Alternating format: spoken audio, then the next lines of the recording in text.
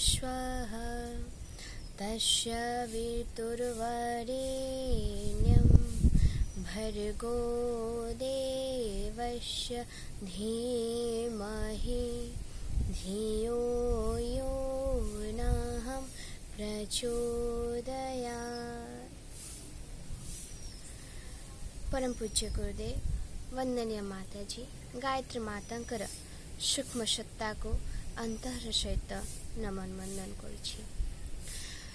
बंधुगण, आज जो परिस्थिति रही से परिस्थिति को नहीं आम केते विचलित अच्छे, आम भितर केते द्वंद्व चली, आम भितर केते प्रश्न चली कि ये परिस्थिति कौन पाई होची, आमको कौ भली भाव में परिस्थिति सहित खाप खुआई चलवा दरकार। तो छोट गपटे कहूँ,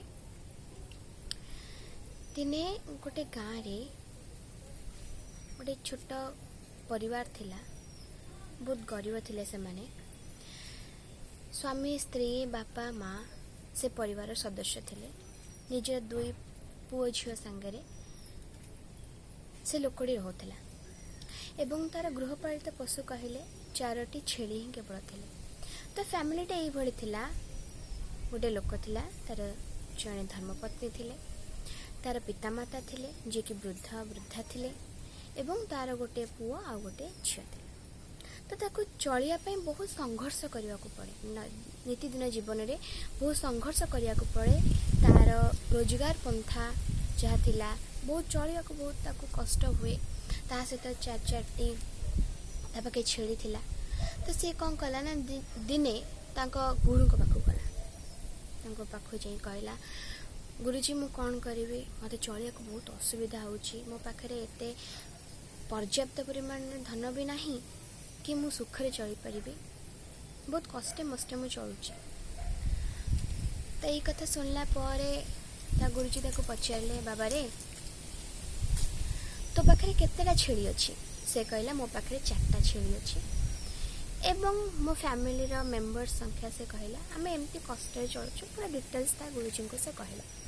ता गुरुदेव कहले ठीक अच्छे, तेरे घर को जा, आज रात शोबू, काली सका को जो छेली को तो बाहर रखीचु तादर गोटे छेली आनी निज घर भितर रखिबू, निजे जो रोचु से रखिबू।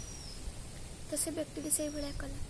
से दिन राति गला, तापर सका से कौन कला ना गोटे छेली आणिकी ता घर भितर रखला। तापर न गला, गुरुजी कहला, गुरुजी एड़ी छोट घर, तादरे पुणी आमे रहिलुणी, बापा माँ मु मो दी पुओ झील आम 6 जन हेलुणी, पुणी ता संगे आउ गोटे छेली को आम आनी रखीचु। तो ये कौन कर ना कि कर दरकार नहीं, आउ गोटे छेली को तो घर भितर रख।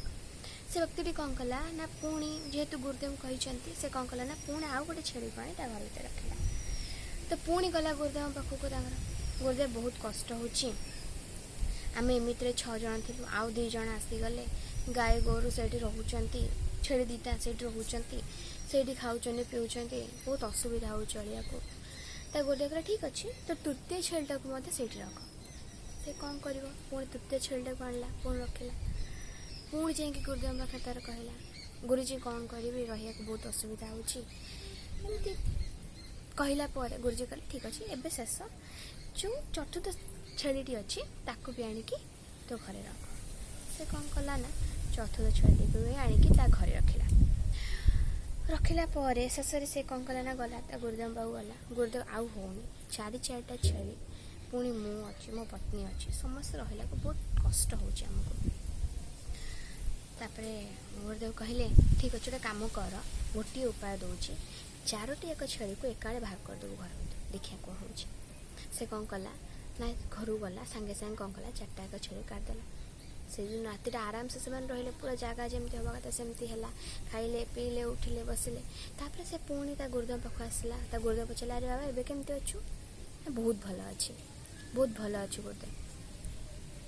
तो से ही घर, से ही लोक, किछि एपट सेपट नहीं। तो कहवा तात्पर्य कौन थिला ना, ता गुरुदेव ताक बुझेले, बाबा रे परिस्थिति जमती थाए आम ता सहित खाप खुआई चलवा दरकार। यदि आम खाप खुआई न चलवा, जी परिस्थिति आमर जी खराब अच्छी, आम मेंटाली आहरी ताको खराब कर दिए। तो से कहुए मनस्थिति बदल परिस्थिति बदल।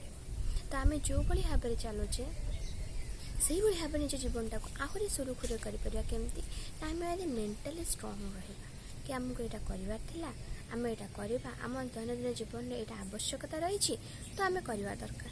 ନାଇଁ ଏଇଟା ମୋ ପାଖରେ ନାହିଁ, କ'ଣ ପାଇଁ ନାହିଁ, ରହିବା ଦରକାର ଥିଲା, ଏସବୁ ଭାବିବା ଦ୍ୱାରା କ'ଣ ହୁଏ ନା ଆମ ନିଜ ଦୈନନ୍ଦିନ ଜୀବନ ବି ଖରାପ ହେଇଯାଏ।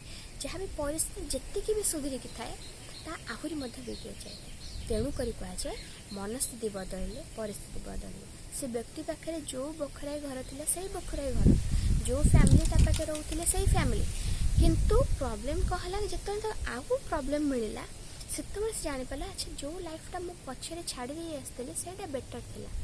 ଯେଉଁ ବଖରା ଘରେ ମୁଁ ରହୁଥିଲି ସେଇଟା ଶାନ୍ତି ଥିଲା, କିନ୍ତୁ ଯେଉଁ ଭାବୁଥିଲି ମୋ ପାଖେ ନାହିଁ କ'ଣ ପାଇଁ ନାହିଁ, ସେଇ ଜିନିଷଟା ମୋତେ ଆହୁରି ଦିନକୁ ଦିନ ଦରିଦ୍ର କରିଦେଇ ଚାଲୁଥିଲା।